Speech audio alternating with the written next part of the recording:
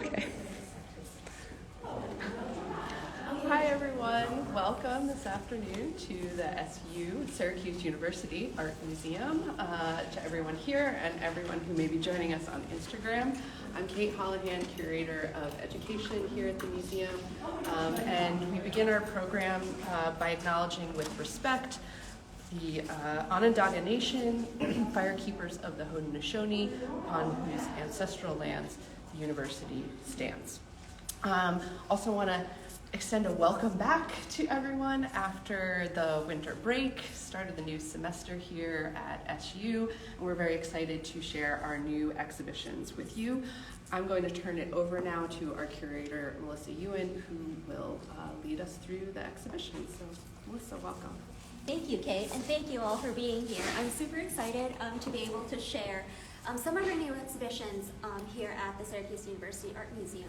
Before we begin, just a brief note about our hours. We are open Tuesday through Sunday from 10 a.m. to 4 p.m. during the weekdays. Thursday we're open until 8, and on the weekends we're open from noon to 4. All of this information can be found on our website, museum.syr.edu, and I warmly welcome you all to join us in the galleries when you're able.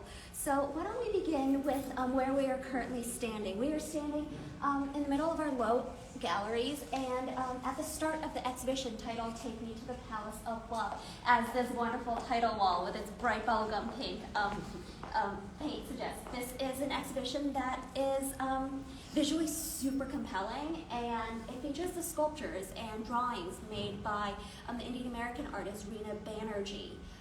Before we delve into the content of this exhibition, I wanted to highlight some of our programs that we have associated with this exhibition. Reena Banerjee herself will be here on campus between February 19th and May 4th. Banerjee is March 4th, sorry, not May 4th, March 4th. Reena will be on campus for 2 weeks. And Banerjee is the Jeanette K. Watson Distinguished Visiting Professor in the Humanities. And this is a residency that is organized by Professor Ramita Ray in the Art and Music Histories department. And this exhibition is her baby, her project, and she worked along with a number, 33 units actually on campus to realize this project. So I'm really grateful for Professor Ray and helping us realize this project. And without further ado, let's start taking a look around. Why don't we start here? Before we start kind of delving into some of Banerjee's sculptures, why don't we begin with an overview of some of her drawings? And here we have 6 of her drawings here on view.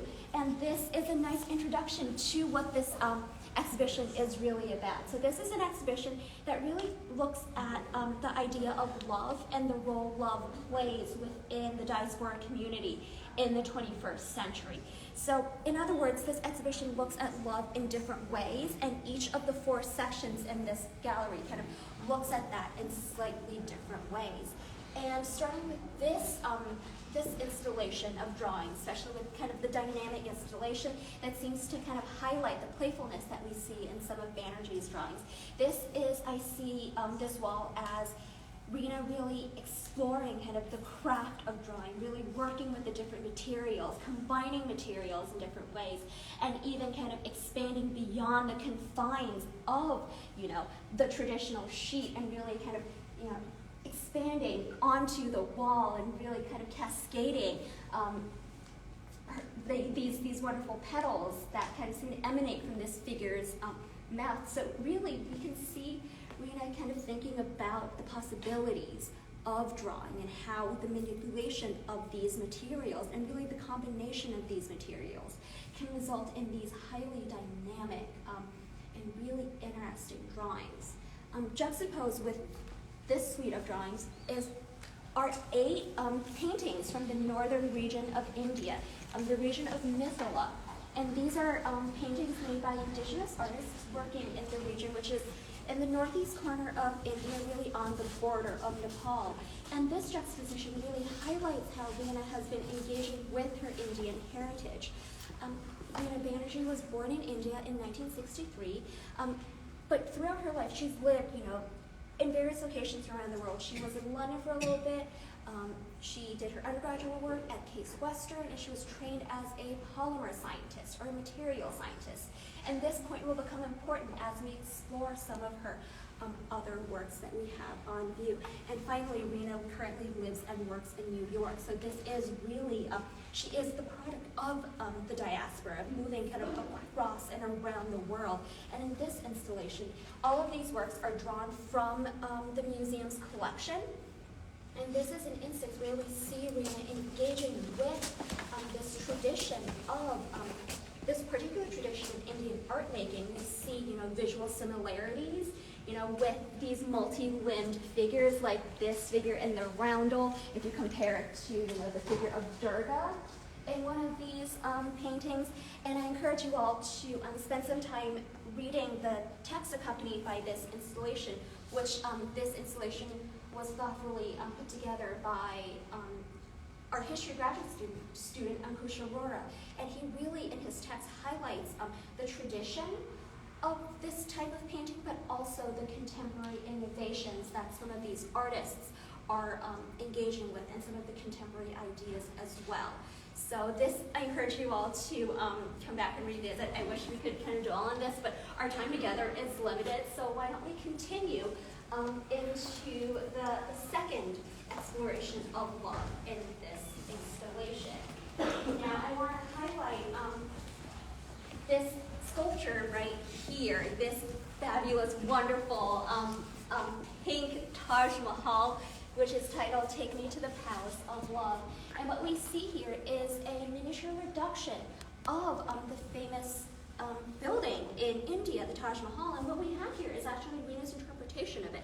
So like I said, this is a miniature reduction of this monumental piece of architecture that Rena has rendered in plastic saran wrap, in pink saran wrap. And so in this particular installation, we are really exploring this idea of love as a monument to love. So as a little bit of background, the Taj Mahal was built in the 17th century by a Mughal emperor as a monument to love for his wife.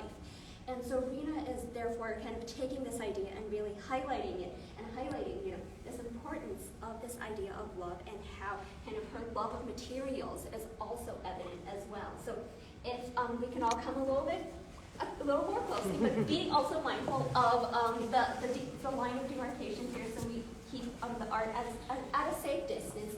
We can see how the material of the pink plastic has been manipulated in different ways. We have, pink plastic that's been carefully ironed and then applied to a steel structure. And you can see how the different transparencies and opacities have this wonderful interaction in the light, and kind of how light shines through, reflects off of some of this material. And I should add that in the center of this installation, we have suspended an antique teak chair with a chandelier that's been covered with reindeer moss. And cascading from that, we have a number of styrofoam balls that have been wrapped in pink saran wrap and studded with all sorts of different materials to kind of evoke the plenty or the connotations of fertility that we see with pomegranates. Beneath this suspended chair, and I should add that this entire structure has been suspended from the museum ceiling, and I have to shout out our museum collections team and preparation team, because without them, this installation would not have been possible. So we have some of them here right now, so thank you. And then finally, to kind of complete our looking of this sculpture, we also have a teak tabletop. And above the teak tabletop, we have a globe. So again, this whole idea of kind of diaspora, the movement of people, and by extension goods, is again highlighted, because interwoven within those materials, we have cowrie shells and other elements that are materials that were kind of taken around the globe as people migrated. And thinking more broadly about this migration of people, the curator Ramita Ray has juxtaposed a number of works drawn from the museum's collection from Syracuse University Libraries and from the Johnson Museum at Cornell University to think about how this migration of the idea of the Orient as kind of represented by Mughal architecture, what is that legacy? So we see elements kind of thinking about how, the importance of the Taj Mahal in 19th century travel literature, and that has, in a way, helped kind of shape our contemporary conceptions of, of Mughal architecture and what all of that represents. So what we have here are 2 travel guides and a photograph that feature the Taj Mahal. And when we think of, the East and the Orient and what that means in the diaspora, we can't forget about American Orientalism. So what we have here is a painting by Edwin Lord Weeks of a parade in Lahore, Pakistan. So again, thinking about how kind of this movement of people and of goods and how all of that has helped shape have rather shaped our imagination, shall I say, of places far away, and how this idea of kind of taking us on a journey is really kind of emblematic and is really summed up by this wonderful chair here that we have on loan from the William Proctor Institute in Utica. And Verlita's kind of vision for this chair is that she is inviting us, she's taking us on this virtual journey, to India, and again, looking at these different regions of the world. So this is, again, emblematic of this notion of armchair tourism, where, through art, through guidebooks, through photographs, we are transported into these different worlds. So why don't we continue through this exhibition, and we'll briefly talk about the second of 3 sculptures by Reena Banerjee here on view. What we have here is a sculpture titled Viola, and in this work we see Banerjee really engaging with one of the most canonical sculptures in art history, and I'm referring to the winged figure of Victory at the Louvre that sits atop of their kind of main staircase. So we see some visual similarities, the female torso and the wings. And in this sculpture, which we see Banerjee really incorporating so many different materials. Again, I want to highlight this idea of Banerjee's use of materials. We have here, glass horns, we have kind of oyster shells and like children's shoe inserts, and all of these textiles and other kind of rakes as well that we see as this figure's hands. So what's going on with this sculpture? So while I've already highlighted Banerjee's kind of engagement with the canon of art history in this particular sculpture, Banerjee was actually inspired by the story of a woman named Viola Ida Lewis as kind of for her inspiration for this sculpture. So Viola Ida Lewis was a woman who lived in Louisiana in the late 19th century, and she was one of many Black women who married Bengali immigrants. So immigrants who migrated from India to the southern United States to live and form a community and eventually, marry and kind of form their community in this way. So in this sculpture, Banerjee is really exploring this idea of interracial marriage and what this could look like, And in this sculpture, I want to highlight kind of my favorite part of this. So if you all could kind of come around this and be mindful of the other works on view here. So we have this figure of Viola, striding forth in this sort of very ambiguous way. We don't know, is she walking forward? Is she hunched over? What is she doing? And then when you come around and look more closely, we see that she has, something trailing behind her, and that is a parachute, this large steel structure with additional kind of fabric elements hanging off of it. And I want to highlight kind of the most marvelous part of this sculpture, and that is the nylon threads that connect the figure of Viola to her parachute. So again, that raises questions of what is going on with the figure of Viola? Is she arriving on Earth? Is she about to take off? Is she like walking forward after her arrival? And this ambiguity, I think, is crucial for kind of our understanding of this sculpture. And I have to say, the more I look at this sculpture, the less I seem to understand about it. Because looking at it and spending more time with it, at first I'm like, oh, of course she's arriving, you know, she's arriving, great. But then the more I look at her, I'm like, is she tired? Is she tired after her arrival and at the start of whatever journey she is on? So again, this installation gives us so much to look at, and I want to highlight a few of the objects that are also on view from the museum's collection to kind of draw out some of these larger ideas presented in viola. We have Elizabeth Catlett's print, and also this kind of Indian brass sculpture to highlight ideas of love and how love has been represented across time and space. The face of viola, Banerjee includes a Yoruba mask. So there are 3 additional works that reference masks and masking in this gallery. So in that way, we can think about the kind of the ubiquity of masks and its use in ritual. Now finally, let us conclude our walkthrough of Take Me to the Palace of Love with a look at the 3rd and final sculpture that we have on view from Rena Banerjee, and it is titled A World Lost. And what we have here is a sculpture that, you know, the hanging element looks like a hot air balloon with these horns or tusks that come out of it.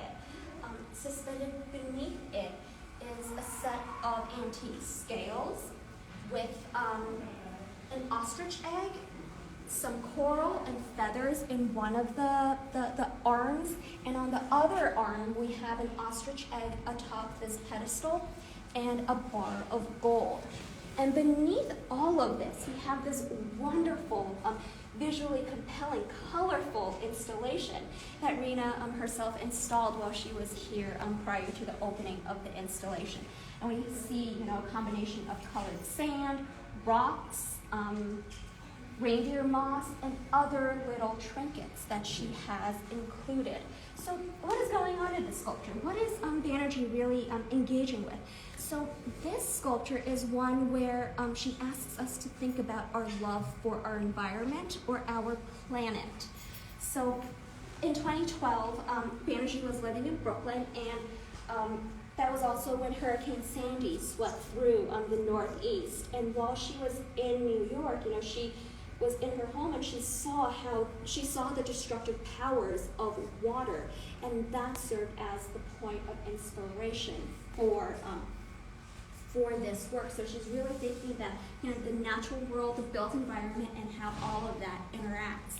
And again, I want to highlight some of the materials used as well, because again, this idea of materials following the diaspora of human beings is also evident. One detail that I particularly love about this sculpture is the inclusion of all of these light bulbs in this bottom component of the hot air balloon, shall we say. And looking at those light bulbs, you know, it's like a light bulb is such a quotidian, ubiquitous, everyday object, and yet Banerjee manages to include such a great variety of them. So thinking about places where these light bulbs are used, who were using these light bulbs. So really thinking about kind of the diversity in such a quotidian object is another way in which we can think about kind of our place within the diaspora and how objects and people would migrate. And one last detail I would like to point out about this installation is in this floor component, actually. I want to highlight, so in this area of the installation, we have, you know, this fuzzy brown plant-like structure that's been kind of carefully nestled within this pile of rocks. And to the right of it, we have a single crow feather. That crow feather comes from one of the crows here in Syracuse, New York. And part of this installation for Banerjee is that every time she installs this work, she likes to incorporate a little bit from the city in which it is installed. And that element is Syracuse in A World Lost.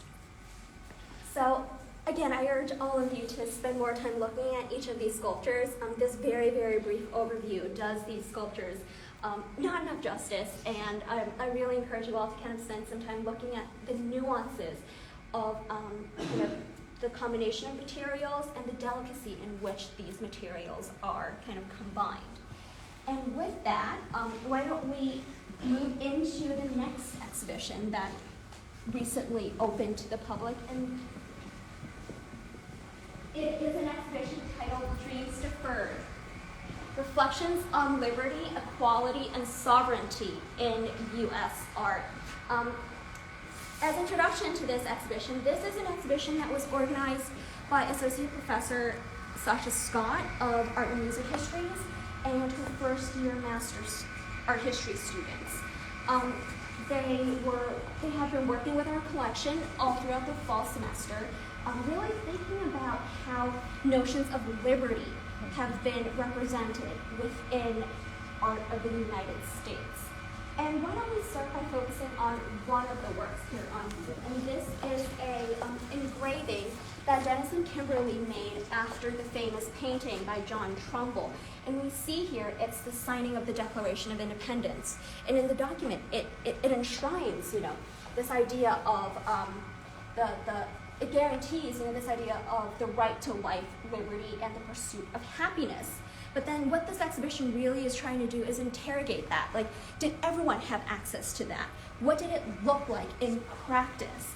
And so throughout this installation, we have a number of historic works that really show that this access was not universal. It was not equal. And Sasha kind of outlines some of those specificities in her intro text. And we have here moments that look at emancipation. We look at, Black soldiers who were fighting during the Civil War. We have moments looking at indigenous peoples and what happens to their homelands during Manifest Destiny, or the moment when American expansion west was this kind of thought of as this divinely ordained event, and what are the consequences of that.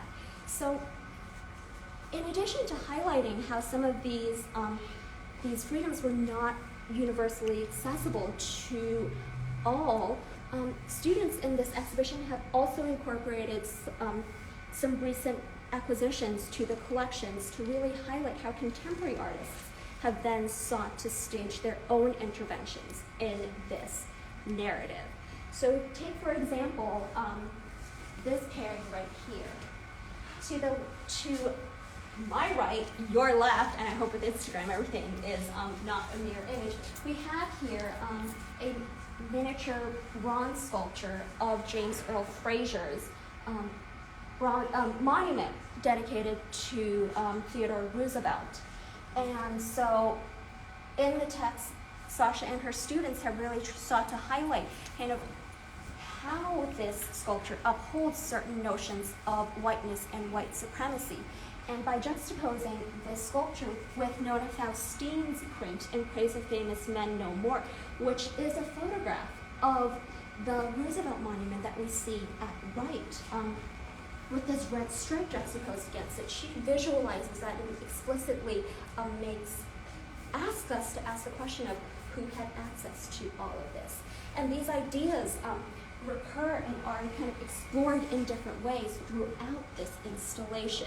And this is an example of student research here at the university culminating in an exhibition that really highlights, the kinds of conversations that we are having here at the university and in the classroom. And then in our concluding minutes, because I would like to save some time for questions, the second half of our study gallery features the second iteration of our exhibition, Beyond the Classroom, Teaching and Learning at the Museum. And it features artworks that two professors will be teaching from in their classes this spring semester. We have works selected by Heather Lopez-Arozzi, who is an anthropologist, and Dalali Kumavi, who is in the English department. And their students will be coming to the museum over the course of the semester to have class in front of these objects and use these objects as their primary materials, thinking about the nuances and really connecting them to their coursework. So I marched through a lot of art exhibitions very, very quickly. And I would like to open it to any questions that you all might have. And if there are any questions online, I'm also happy to take them.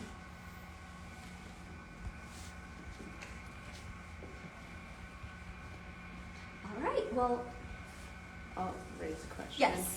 Could you tell us, and I always think people are interested in this, about some of the challenges of installing Rena Banerjee's work? So some of the challenges, well, as you may have seen as we walked through the galleries, 3 of the sculptures are suspended from the ceiling, so that is really a feat of engineering that Dylan, author preparator, undertook and successfully kind of engineered this whole process in which all of these works are installed. And I see we have some of our collections team here. I won't put you on the spot, don't worry. But again, in watching them do all of their meticulous work that I can't even begin to wrap my mind around. It was a lot of meticulous kind of hanging and dressing and careful kind of application of these very fragile materials on these sculptures that are suspended, and some of them, including a world lost, would rotate ever so slightly. So it's this really careful dance and balance of kind of hanging of these objects, the dressing of the figure of Viola. So like I said, we couldn't have done this without them. So thank you. I think that's such a great point too, that idea of care, right? The care that the artist takes in creating these and thinking these through and opening up these worlds to us, but the care that museum staff plays in installing them, and then the care that the works ask of us, right, to take in looking and thinking. It kind of runs all the way through that theme, which connects with that theme of love too, that theme of love, caretaking. So.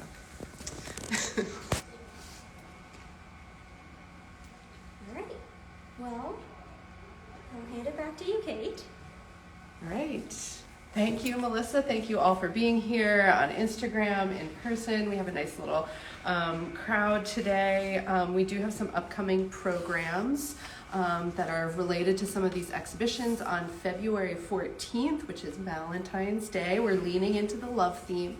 We'll have an art making event at the museum where you can make your own love token inspired by Rena Banerjee. So if you noticed in her pink Taj sculpture, there's these kind of balls adorned with flower petals and all kinds of bits and bobs that hang in the heart of it. So you will get to try your hand and make your own version of that. I tested out with my colleague Jen this morning and it was very fun. And then beginning February 20th through March 4th, as Melissa mentioned, Rena Banerjee will be here on campus for a whole slate of events at the museum and other locations on campus and in the community. And you can find more information about those on our website, as well as on the website of the Humanities Center here at SU. The first event on February 20th will be a Zoom conversation led by 2 graduate students here at SU and moderated by one of our art history faculty. So even if you can't make it to Syracuse, you can join in that event on February 20th, and that's in the evening. So we hope you join us, everyone here, online, for and enjoy and take something away from these great exhibitions. So thank you.